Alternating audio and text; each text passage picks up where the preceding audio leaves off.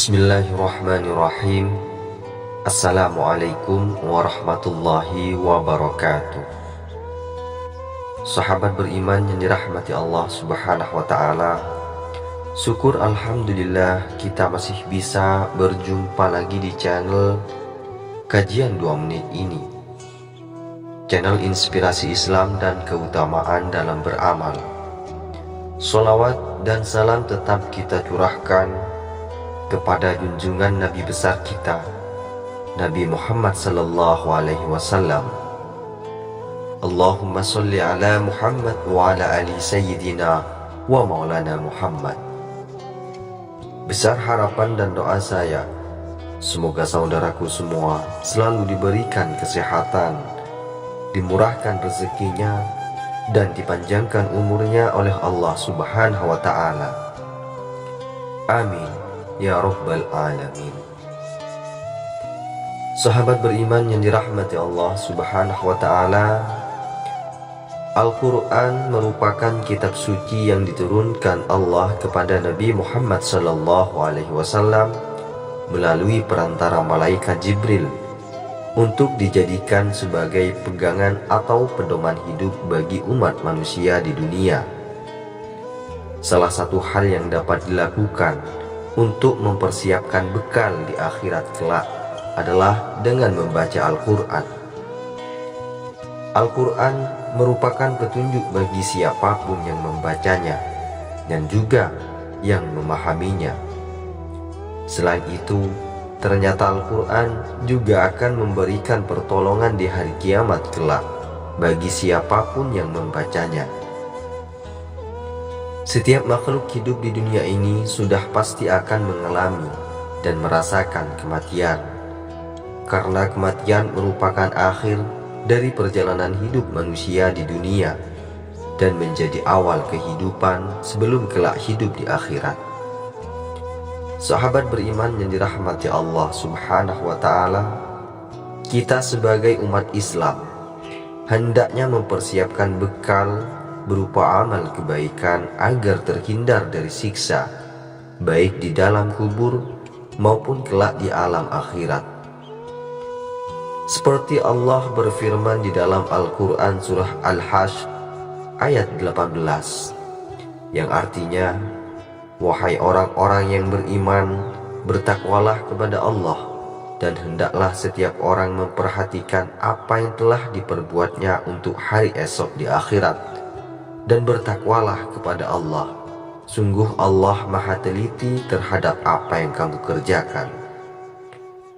Orang yang senantiasa membaca Al-Quran, pasti hatinya akan selalu merasa tenang dan damai, karena dia selalu merasakan kedekatannya dengan Sang Pencipta, yaitu Allah subhanahu wa ta'ala. Tidak hanya itu, orang yang senantiasa membaca dan memahami Al-Quran pun akan diberikan pertolongan berupa penerangan sampai ia akan masuk ke dalam surga kelak.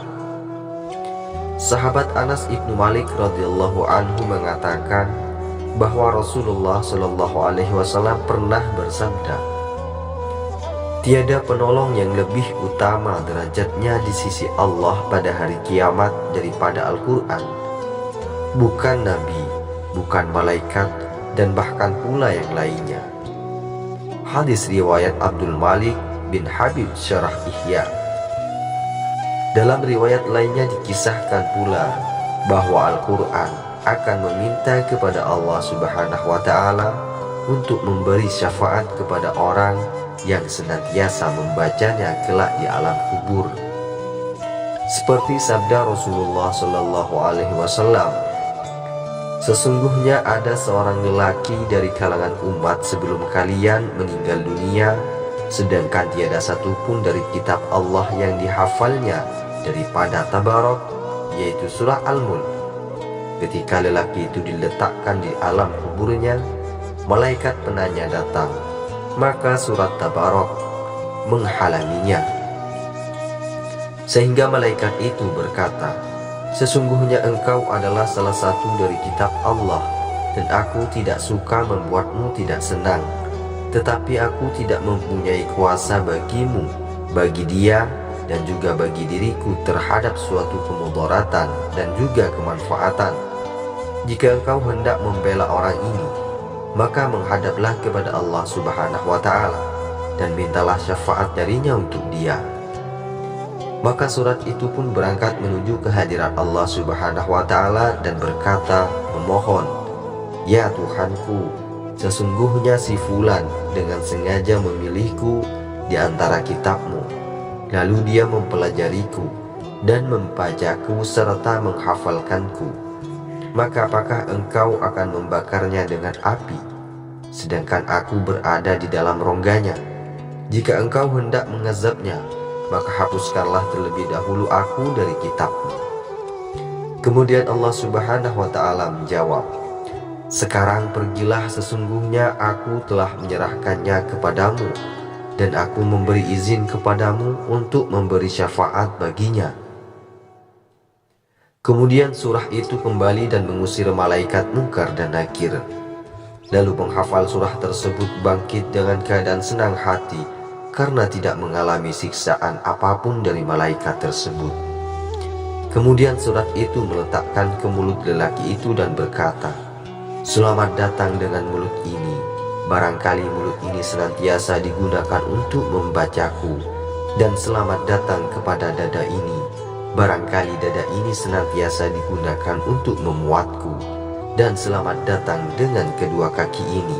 Barangkali kedua kaki ini senantiasa digunakan untuk berdiri membacaku." Surah tersebut menghibur lelaki tersebut di dalam kuburnya karena merasa khawatir bila ia kesepian dan merasa ketakutan.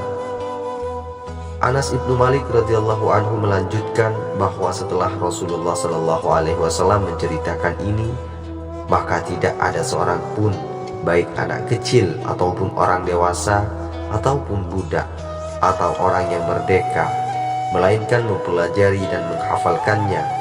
Dan Rasulullah Shallallahu Alaihi Wasallam memberi nama sebutan Al-Munjiyat, surah yang menyelamatkan. Sahabat beriman yang dirahmati Allah Subhanahu Wa Taala, demikianlah penjelasan tentang pertolongan Al-Quran di alam kubur bagi siapa saja yang senantiasa membaca dan mengamalkannya.